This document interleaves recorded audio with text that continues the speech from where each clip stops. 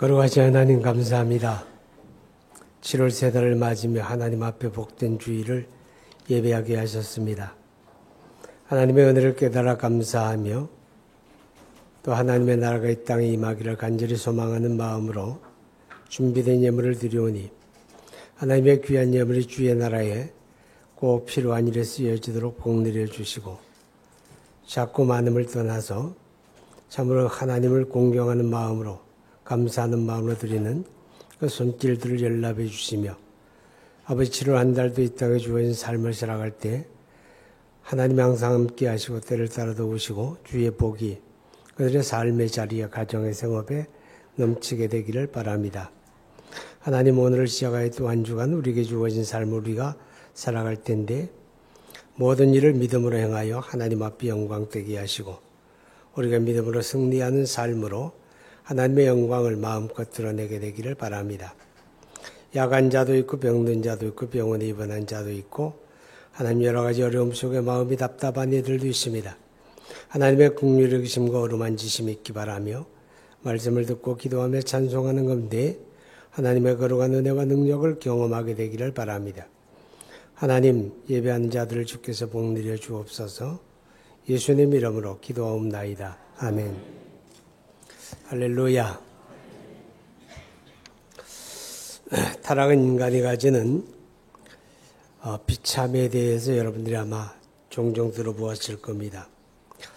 아담 안에 범죄하고 타락한 인간이 가지는 비참이라고 하는 것은 가장 우선되는 게 영적으로 죽었다는 겁니다. 에베소 2장 1절에 허물과 죄로 죽었다 그런 말씀이 있죠.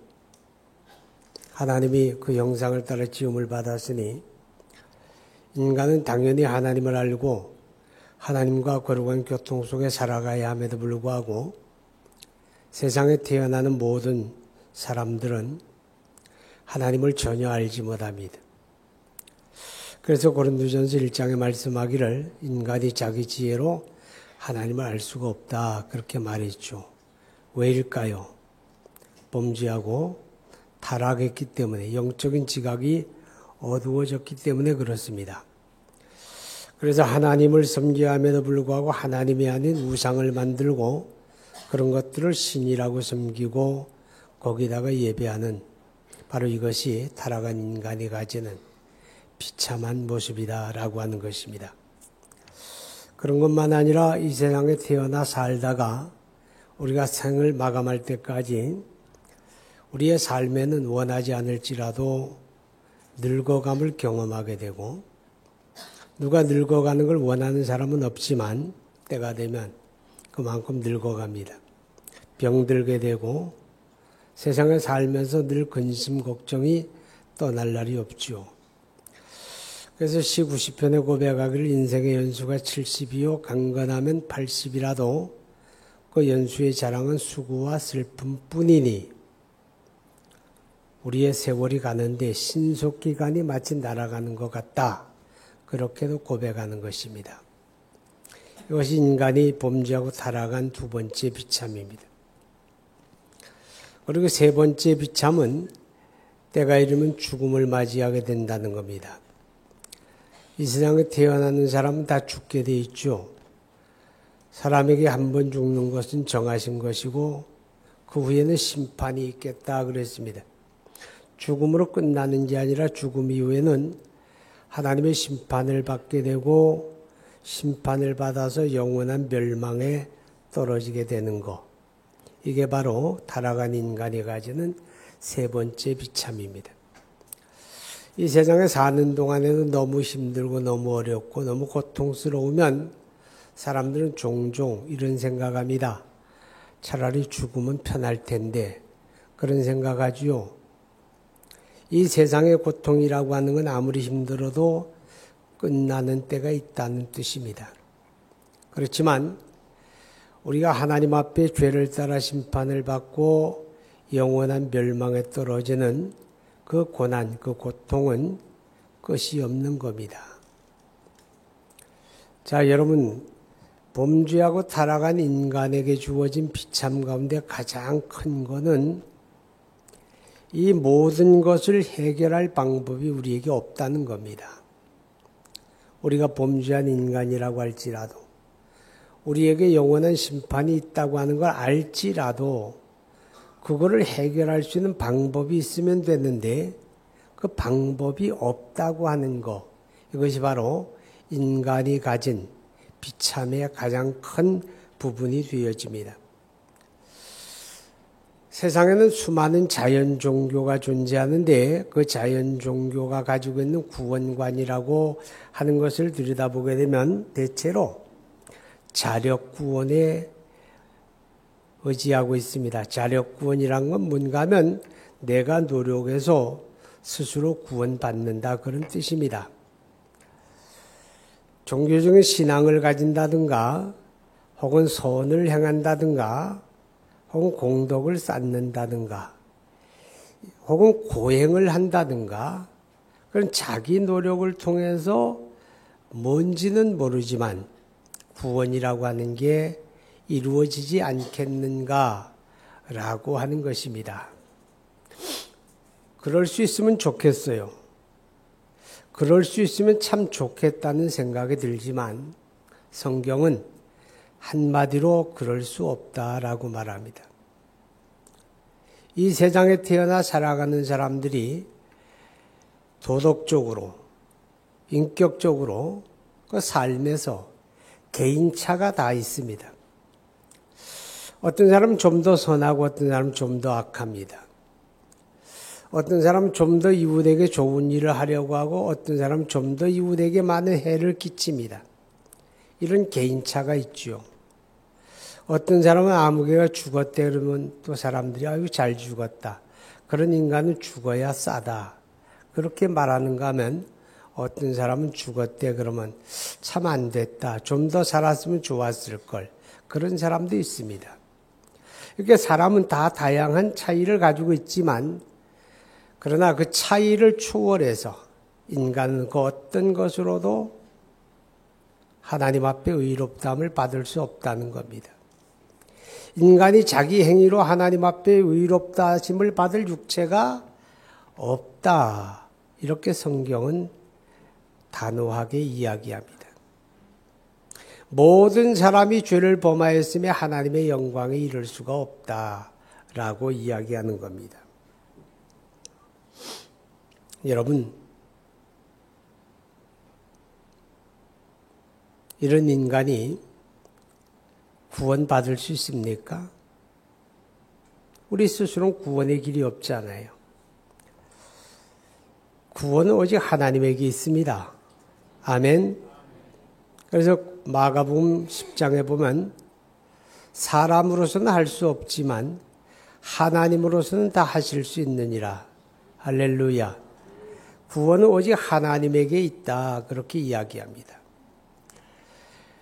여러분 요한복음 3장 16절을 같이 암송을 해봅니다. 하나님이 세상을 이처럼 사랑하사 독생자를 주셨으니 이는 그를 믿는 자마다 멸망치 않고 영생을 얻게 하려 하심이라. 믿습니까? 하나님이 우리를 위해서 구원의 길을 열었다는 겁니다. 그게 하나님의 사랑에 근거한 겁니다. 하나님이 우리를 구원하지 않으면 하나님은 손해보는 것도 아닌데 하나님이 우리를 구원해 주셔야만 되는 의무가 있는 것도 아닌데 그 하나님이 우리를 위해서 구원의 길을 열어주셨는데 그것이 바로 하나님의 사랑이다. 그렇게 말씀을 합니다. 하나님이 우리를 위해서 열어놓으신 구원의 길은 바로 그 아들 예수 그리스도를 세상에 내어주는 겁니다. 하나님이 하나밖에 없는 독생자를 우리를 위해서 세상에 내주시고 예수로 말미암아 우리를 구원해 주셨다. 이렇게 이야기하는 겁니다. 하나님의 아들 그리스도가 이 땅에 오셔서 우리의 구원을 위해서 어떤 일을 하셨다는 거죠. 어떤 일을 하셨습니까? 예수님은 십자가에 피 흘려 죽으셨습니다. 그가 죄가 있어서 참혹한 죽임을 당한 게 아닙니다. 그를 십자가에 못 박도록 판결했던 로마의 총독 빌라도도 그는 죄가 없다고 고백을 했습니다. 죄 없는 그분이 무엇 때문에 십자가에 달려서 참혹한 죽음을 당해야 합니까? 성경은 이야기합니다. 우리의 죄를 대신하여 그가 형벌을 받은 것이다. 이렇게 말합니다. 믿습니까? 우리는 다 양같아 각기 제 길로 갔거늘 여호와께서 우리 모두의 죄를 그에게 담당시키셨다. 그렇게 말하죠. 과거와 현재와 미래의 모든 사람의 죄를 하나님의 아들이신 그분이 다 위탁을 받으시고 그가 다 짊어지시고 우리를 대신하여 그가 십자가의 죽음을 통해서 우리가 받을 형벌을 대신 받으시고 우리가 받을 심판을 그분이 대신 받으신 겁니다. 이것을 우리는 그리스도의 대속하심이다 그렇게 이야기합니다. 우리를 대신해서 그가 대가를 치르셨다는 겁니다. 우리를 대신해서 그가 값을 지불하셨다. 우리는 이것을 대속이다 그렇게 이야기하는 거죠. 예수님이 십자가에 죽으시고 우리 죄를 대속하심으로 우리를 정죄하던 율법이 예수님의 십자가에서 더 이상 효력을 상실하게 됩니다. 여러분 로마서 8장 1절과 2절의 말씀을 보면 예수 안에 있는 자는 결코 정죄함이 없나니 이는 그리스도 예수 안에 있는 생명의 성령의 법이 죄와 사망의 법에서 너를 해방하였습니다. 율법이 있음으로 인해서 죄를 규정하게 되고 죄를 정죄하게 되는데 그 율법이 예수의 십자가에서 효력을 상실했다 그 말이에요. 아멘. 그래서 예수 믿는 사람은 더 이상 율법이 우리를 정죄하지 못한다 이렇게 말씀을 합니다. 우리의 구원을 위해서 예수님이 해주신 일 두 번째는 그가 죽으실 뿐만 아니라 다시 살아나는 일입니다. 로마서 4장 마지막 절에 말씀하지요. 그는 우리 죄를 위하여 내줌이 되고 내주었다는 말은 십자가에 죽으셨다 그 말이에요. 우리 의롭다 하심을 위하여 다시 살아나셨느니라 이렇게 말씀하지요. 그래서 고린도전서 15장 20절에는 만일 그리스도에 다시 사심이 없다면 우리는 여전히 죄 가운데 있을 것이요 모든 사람 가운데 우리가 가장 불쌍한 자다 그렇게 말합니다. 다시 말하면 예수님이 죽으심과 부활을 통해서 우리의 죄를 해결하시고 우리의 생명과 구원을 주셨다 그런 뜻입니다. 믿습니까? 어떤 사람들은 이야기하죠. 예수님이 우리 죄를 대속해 죽으셨다는 것까지는 이해가 되고 납득이 되는데 그가 다시 살아나셨다라고 하는 게 이해가 안 된다. 그런 이야기합니다. 아니 죽었으면 그만이지 뭐 때문에 또 살아나실까 그런 얘기죠. 우리의 구원을 위해서는 반드시 살아야 합니다. 여러분 구약시대에는 예루살렘에 성전이 있습니다. 성전은 안에 들어가게 되면 가운데 커튼이 쳐져 있어요. 그래서 커튼 앞쪽을 성소라고 그럽니다. 여기에는 향단이 있고 등잔대가 있고 떡상이 있죠. 커튼 뒤는 지성소라고 합니다. 지성소에는 하나님의 언약궤가 있고 언약궤 위에를 시은소 혹은 속죄소 하는 판이 올려져 있습니다. 성소에는 제사장들이면 그들의 순번을 따라서 일상적으로 출입을 합니다. 들어가서 등잔불을 점검하기도 하고 향단에 분향도 하고 매 안식일마다 떡상의 떡을 새로 갈아드립니다. 근데 커튼 뒷면에 지성소에는 제사장들이라고 해도 들어가지 못합니다. 거기는 제사장 가운데 대표자, 대제사장이라고 일컬어지는 사람이 1년에 딱 한 번, 이스라엘의 속죄일에 속죄의 어린 양의 피를 가지고 거기에 들어갑니다. 자, 거기에 들어가는데 대제사장의 에봇이라고 하는 옷이 있습니다. 이런 가운인데 제일 밑단에는 방울이 달려져 있습니다. 방울이 달려져 있어서 움직이면 딸랑딸랑딸랑 소리가 나겠죠. 그리고 허리에는 허리를 묶는 끈이 있습니다. 끈이 있어요. 붉은 끈으로 허리를 묶어요. 그리고 혹은 이 대제사장의 속죄일에 속죄의 어린 양의 피를 가지고 그릇에 담아서 이제 지성소에 들어가서 속죄소에다 어린 양의 피를 뿌림으로 이스라엘의 죄를 속량하는 그 일을 하는데, 속죄소에 이제 들어갈 때 어떻게 들어가는가 하면 대제사장의 발에 끈을 묶습니다.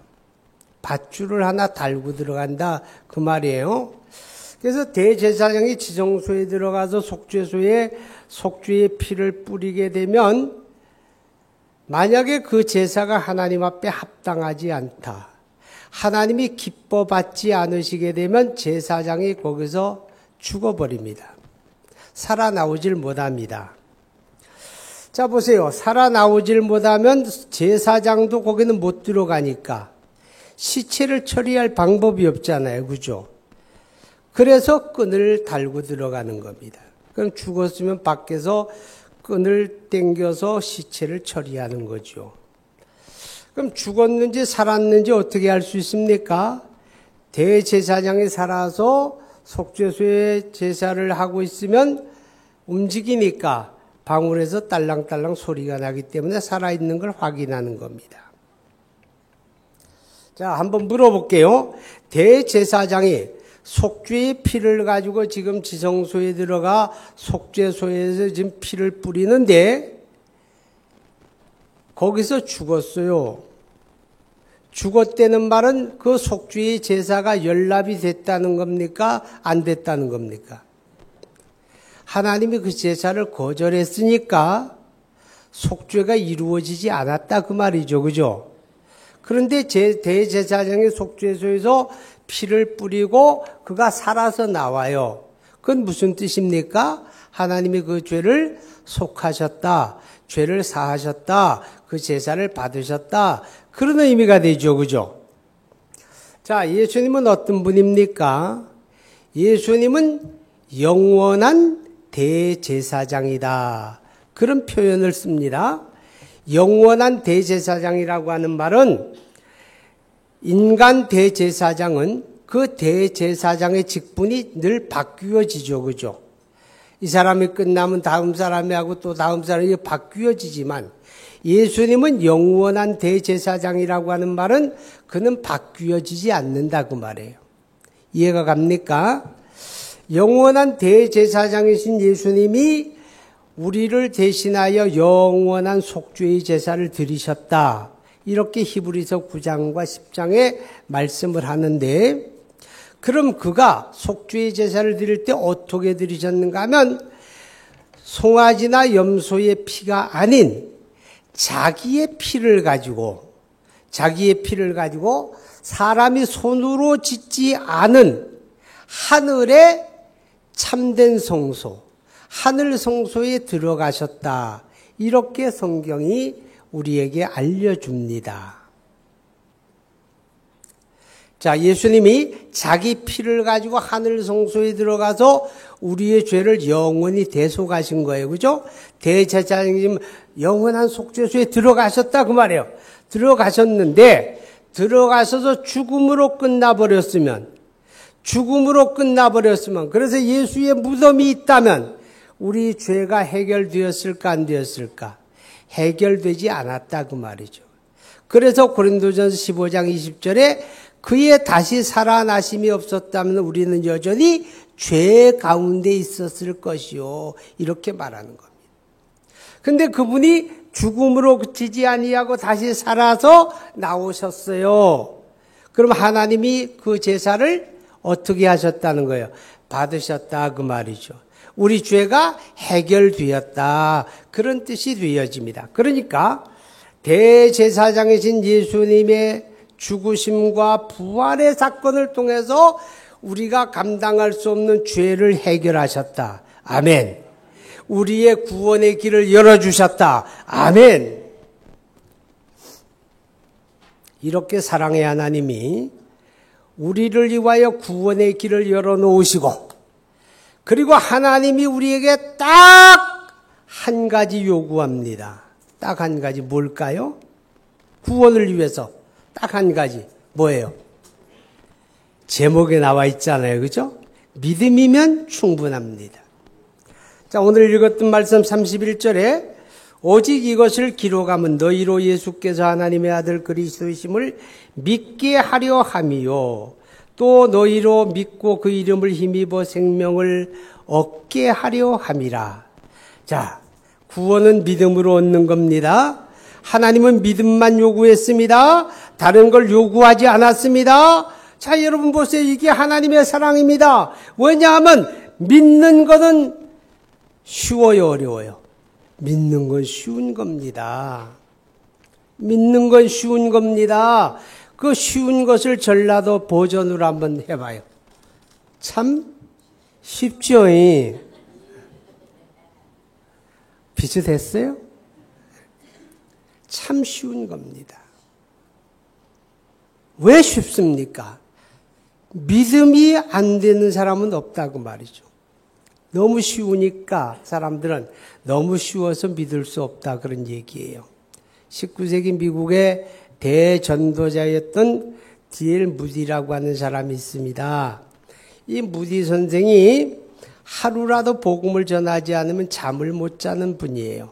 이렇게 복음의 열정이 바울처럼 뜨거웠던 분인데 어느 날 이분이 아주 깊은 산 속에 있는 광산에 광부들에게 전도하러 갔습니다. 광부들에게 전도하러 가서 이제 사람들을 모아야 하는데 앞서서 사무실에 들려서 어떤 직원하고 대화를 하면서 그에게 복음을 전합니다. 열심히 그리스도의 십자가와 부활의 복음을 전하는데 이 직원이 여기 시큰둥하게 듣는 거예요. 그러다가 이제 이야기하기를 하나님이 이렇게 다 우리를 위해서 구원의 길을 마련하셨고 이제 당신이 믿기만 하면 구원받습니다. 이렇게 말하니까 이 직원이 눈을 똑바로 뜨고 하는 말이 그런 걸 어떻게 믿어요? 그러는 거예요. 왜 못 믿냐 그러니까 너무 쉽잖아요. 그래도 뭔가 우리가 할 일이 있어야 하는 거 아니에요? 그러는 거예요. 우리가 뭔가 할 일이 있어야 하는 거 아니냐고. 너무 쉬운데 어떻게 믿냐고. 그러더래요. 그래서 무디 선생이 그 직원에게 이런 이야기를 했다죠. 선생님 오늘 저 깊은 갱도에 다녀오셨나요? 그러니까 제가 아침에 다 점검차 갔다 왔습니다. 그래요. 근데 그 갱도가 얼마나 깊어요? 그러니까 선생님 같은 분은요, 거기 들어갔다 오지 않는 사람은 상상을 못해요.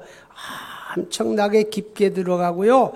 수직으로 내려가는 갱도는 상상을 초월하게 깊어요. 그렇게 이야기하는 거죠. 그러니까 D.L. 무디 선생이 하는 말이 그래요? 그렇게 깊은 곳에 갔다 오려면 얼마나 힘들까요? 얼마나 어려울까요? 그 어려운 일을 어떻게 했어요? 이렇게 되묻습니다. 그러니까 그 직원이 웃으면서 하는 말이 걱정하지 마세요. 거기 갔다 오는 거 하나도 힘들지 않아요. 그냥 이렇게 버튼 하나만 누르면 된다니까요. 그렇게 이야기하는 거죠. 아니 그 깊고 어두운데 어떻게 버튼 하나 누르면 됩니까? 되물으니까 하는 말이 거기에는 엘리베이터가 설치가 돼 있어서 내가 엘리베이터를 타고 버튼 하나만 딱 누르면 지가 알아서 내려다 주고 올려다 주고 하기 때문에 하나도 힘이 안 들어요. 쉬워요. 그러는 거예요. 그때 무디 선생이 그 직원에게 말합니다. 그게 구원이에요. 모든 걸 하나님이 다 이루어 놓으셨어요. 십자가라는 엘리베이터를 만들어 놓으셨어요. 믿기만 하면 되는 거예요. 할렐루야. 여러분,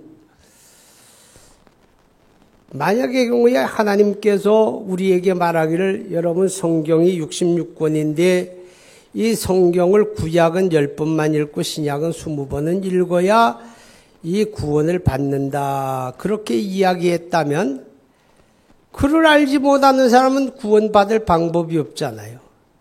앞을 보지 못하는 맹인은 구원받을 방법이 없잖아요. 그죠?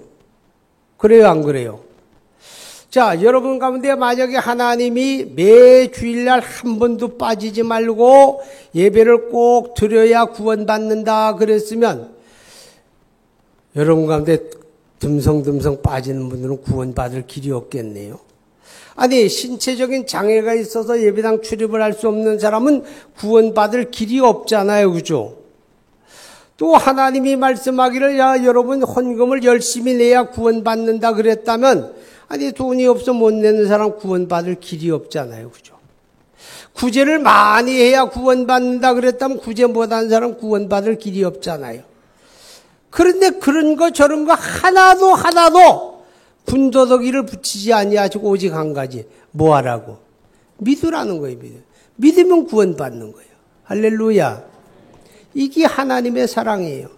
우리를 우리보다 더 잘 아시는 하나님, 우리가 할 수 있는 거 그거밖에 없다는 걸 아시기 때문에 우리에게 믿음을 요구한 거예요. 근데 믿음이라고 하는 단어 속에는 세 가지 요소가 들어 있습니다. 자, 여기서 믿으라고 할 때 누구 믿으라는 거예요? 예수 믿으라는 거예요. 예수. 나를 위해 죽으시고 부활한 예수 믿으라는 거예요. 믿는다고 하는 말은 인정한다는 거예요. 뭘 인정하느냐? 그분이 하나님의 아들이신 걸 인정하고 그분이 나를 위해 십자가에 죽으시고 부활한 것을 인정하는 거. 이게 믿음이에요. 믿음의 두 번째 내용은 그분을 내 삶에 받아들이는 거예요. 받아들이는 거예요. 영접한다 그러죠? 받아들이는 거예요. 세 번째 요소는 입으로 시인하는 거예요. 나는 예수를 믿습니다. 그분이 나의 구주입니다. 내 입으로 시인하는 거예요. 따라하세요. 인정하고 받아들이고 시인하는 게 믿음이다. 그것만 요구한 거예요. 예수 믿으면 구원받는 거예요. 할렐루야. 그렇기 때문에 이 믿음으로 구원받은 우리는 감사한 게 뭐예요?